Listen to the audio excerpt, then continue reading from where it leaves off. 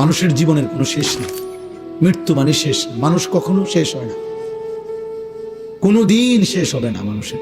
যার একবার জন্ম হয়েছে তার আর শেষ নেই। মৃত্যু আছে, শেষ নেই।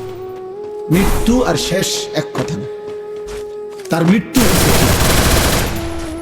এটা সঠিক, কিন্তু মৃত্যু মানে স্থানান্তর।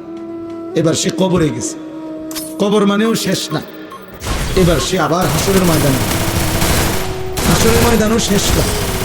এবার সে মিজানের পাল্লার সামনে ওজনের জন্য যাবে, এখানেও শেষ না। এবার সে সিরাত পার হইতে হবে, এখানেও শেষ না।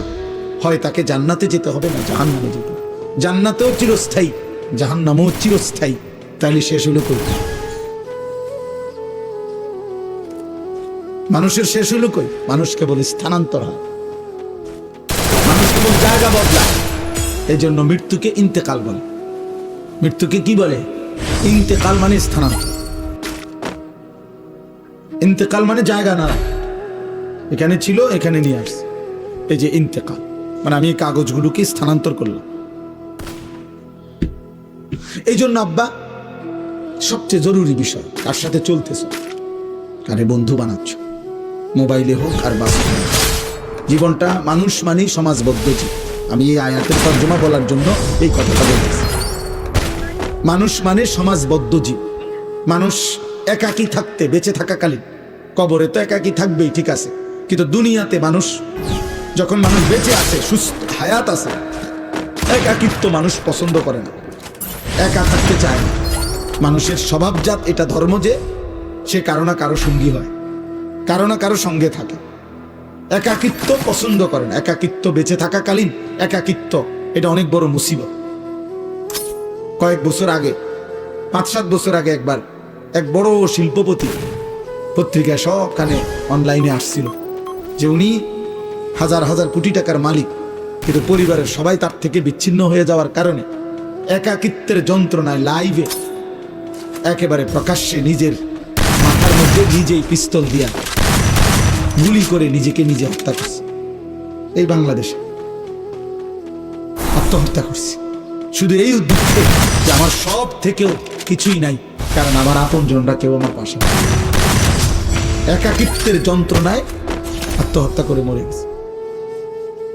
আত্মহত্যা। ইউরোপে, আমেরিকায় হাজার হাজার মামলা কোর্টে এই কারণে যে এই ভাই কথা কইও না ভাই, কথা চলে যাও ভাই, দোস্ত চলে যাও, আব্বা অনেক রাত হয়েছে, ফাইজলামি করি না, বা উঠে যাও, রাত হয়েছে, গিয়ে ঘুমাও বাবা।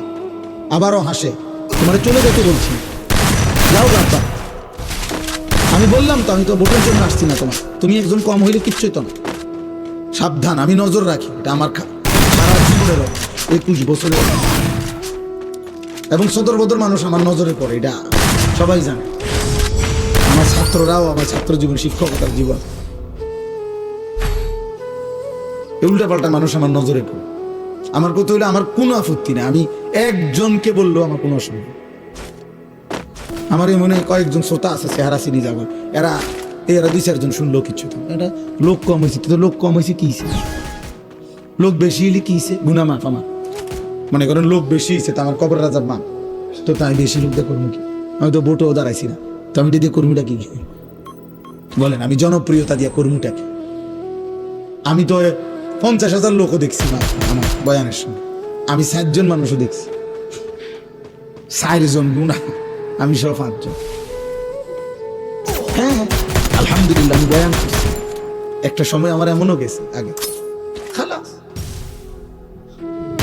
দুষ্টামি করুন, আমি তো নিষেধ করলাম তোমার কাছে, বললাম ফাইজলামি করুন, পরস্পর কথা বলো, তুমি তোমার জন্য শোনো, আর ক্লান্তি লাগলে চল বাড়িতে যাও। আমি তো অনুমতি দিছি, খুব দ্রুত শেষ করতে চাচ্ছি।